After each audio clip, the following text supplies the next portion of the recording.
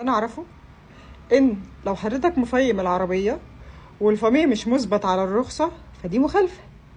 لكن ان لو عربيتك فيها فميه مثبوت على الرخصه لكن انت اصلا مش مفيم العربيه، دي مخالفه جديده دي.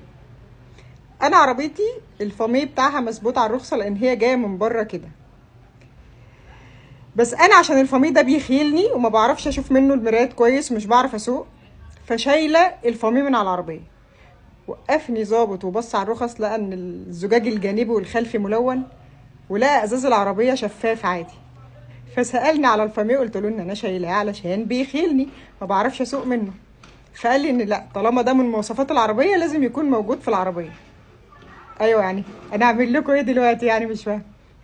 طب الشتاء داخل وانا هضطر اقفل الازاز علشان الجو هيبقى برد، اسوق ازاي يعني؟ يعني حفاظا على ارواح الناس عشان ما نعملش حوادث، انا شايله الفاميه عشان ما يخيلني.